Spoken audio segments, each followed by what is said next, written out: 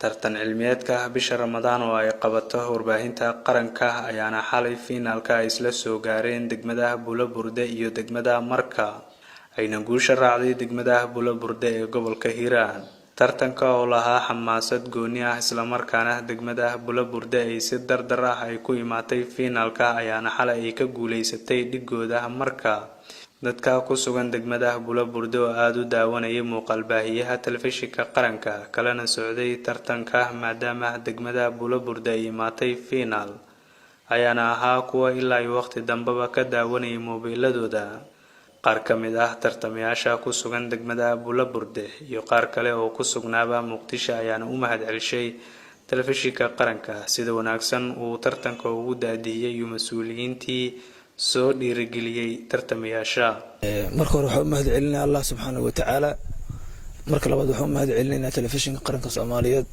oo asagana bisha barakeysan ee Ramadaan noo qabtay tartan aqooneed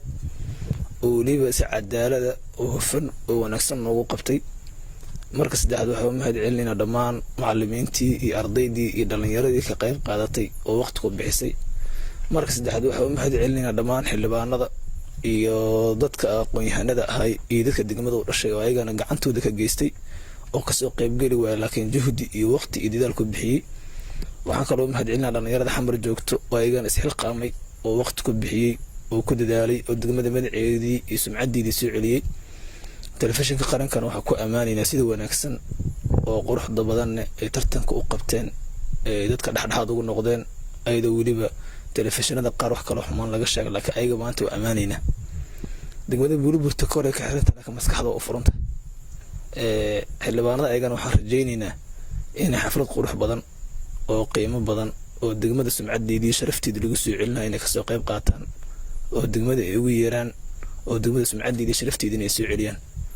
dhammaan dhalinyaradan waxaan u rajaynaynaa ayagana tartan kasto sida maanta looga qayb qaatay oo quruxda badan inay ugu qayb qaadan doonaan. markastana macallimiinta iyo dhalinyarada xamar joogto iyo kuwa Bulaburde joogo oo iyo kuwa dibadda joogo iyo kuwa dalka joogo iyo kuwa taageeraha ahayba intooda u mahadcelinaynaa. kaamiramanada ayagana oo sida wanaagsan xilli saqdhaxa oo dambe oo dabaaldeg oo jiro ayagana ka soo qayb qaatay oo waqti ku soo bixiyay oo saacadaha soo jeedin ayagana waa mahadcelinaynaa. cid kasta oo ilownayn bini'aadan aan nahay ayagana waa mahadcelinaynaa. xildhibaanada dhimanna waxaan rajaynayaa ayagana inay ka soo qayb qaataan hambaliyada bas inaysan noogu ekaynin ayagana xoogaa kaftanka ay kasoo dareen insha Allah. marka koowaad waxaan u hambaleynayaa dhammaan reer Bulaburde meel kasta ay joogaan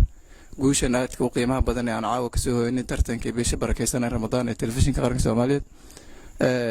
kambaliyo aan u diray dhammaan reer Bulaburde ka bacdi waxaan jeclahay inaan u mahadceliyo dhammaan howlwadeenada iyo bahda telefishinka ama warbaahinta qaranka si guud. kadibna waxaan jeclahay inaan u mahadceliyo dhammaan intii qayb ka ahayd ama kasoo qayb qaadatay halgankan dheer ee soo bilowday bilowga bisha barakeysan ee Ramadaan ilaa iminka oo isugu jirto macallimiin iyo arday iyo dhammaan dadka bahda macnaha qaybaha kala duwan ee bulshada reer Bulaburde oo qof walba uu ka soo qaatay kaalintii uu mataqaanaa kaga aadaneed. waxaan si gaar ah ugu mahadcelinaynaa dhammaan cid kasta oo si gaar ah u taageertay ama dhiirigelisay tiimkii hawshaas ku jiray oo ahaa aqoon-yahanka degmada Bulaburde haddii ay yihiin kuwa halkan jooga oo mataqaanaa caawa halkan guushan kusoo hooyay iyo haddii ay yihiin kuwa kale ee taageerayay ee mataqaanaa ka qayb qaadanayay haddii aqoonta iyo haddii ay imkaaniyad talaba ku tabarucay ama mataqaanaa uga qayb qaadanayay inaan halkan soo gaarno. waxaan jeclahay inaan si gaar ah u xuso ninka ah hogaamiyaha tiimkeena ahaa oo noo hormuudka noogu ahaa barnaamijkan oo ah Cabdiqadar ayaan si gaar ah isagana ugu mahadcelinayaa. waxaan u mahadcelinayaa maamulka degmada oo ayaguna naftooda mataqaanaa kaalin ku lahaa ama qayb ka ahaa. si guud iyo si gaar ah baan ugu mahadcelinaynaa Allah subhanahu wa ta'ala ka bacdi cid kasta oo garab ka geystay ama qayb ka qaadatay oo mataqaanaa haddii oo ku abtirsatay degmada Bulaburde. waxaan mataqaanaa insha Allah caawa qof walba waxaan jeclahay insha Allah inuu ogaaday ama uu dareemay halka degmada Bulaburde ay kaga jirto aqoonta meesha ay ka taagan tahay iyo heerka ay joogto in la arkay ayaan rajaynayaa insha Allah. caawa waa habeen weyn oo aad farxad noogu ah maadaama aan soo gabagaboobay tartankii bisha Ramadaan ka socday warbaahinta qaranka Soomaaliyeed ku tartamayeen degmooyinka dhan oo loo qabtay dalka Soomaaliya gobolada iyo degmooyinka gobolka Banaadir aan dhahay tartankaasoo in muddo bil ah soo socday caawa wuxuu nagu soo gabagaboobay tartan qurux badan oo nagu dhex maray anaga iyo degmada marka gobolka shabeellada hoose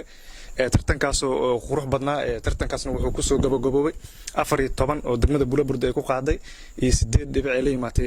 degmada walaalaheen ee marka degmada walaalaheen marka waxaan leeyahay nasiib wacan insha Allah sanadada dambe soo socdo waxaan idin rajaynaa inaa kor isku soo qaadi doontaan degmada Bulaburdena waxaan leeyahay hambalyo waa u qalanteen koobkan dadaalkiina halkan ka sii wada sanadada badan oo soo socdana waxaan idin rajaynaa insha Allah inaa meelo badan oo ka sii qurux badan ay gaari doontaan marka hore mahad weyn iska lahan Ilaahay subhanahu wa ta'ala oo inoo suurta galiyay tartan aqooneedkii warbaahinta qaranka ay qabatay inaan ku guuleysano anagoo ah Bulaburde mahad labaad waxa iska leh dhamaan aqoon-yahanadii dhalinyarada ahaa macallimiintii iyo dhamaan qof kastoo ka qayb qaatay maaragtay tartanka waxaan leeyahay Bulaburde hooyga aqoonta maadaama aan bil Ramadaan ku jirno oo ciid nagu soo food leedahay dhamaan waxaan leeyahay inta ka qayb qaadatay oo dadaasheen guusha anaga kaliya qaadan oo wada qaadanay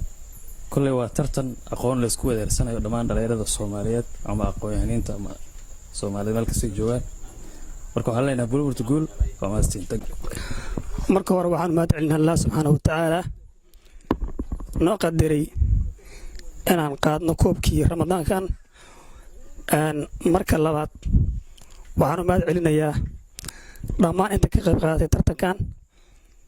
mar saddexaad waxaan mahad celinayaa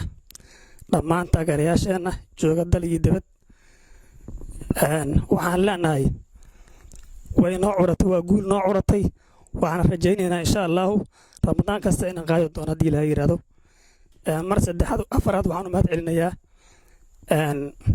xildhibaan beene oo runtii noo sameeyay dhiirigelin aad u wanaagsan xildhibaanada kalena waxaa leenahay walaalihii horeeba ay sheegeen ayagana wadadaas oo ninkaas ragga ah oo bilaabay ayaa ayaga naga sugaya walaaleen marka waxaan u rajaynaynaa insha Allah inay soo dhisaan iyo dhamaan kaligood ma ahan waxaan filayaa marka in laba jeer aan kulannay marna dalsan ku kulannay marna ku kulannay TV-ga qaranka waxaan leenahay waad arkaysaan waa halkii mar waxaad qaataan 4 dhibcood mar waxaad qaataan 4 marna 6 marka waxaan leeyahay soo dhisay insha Allah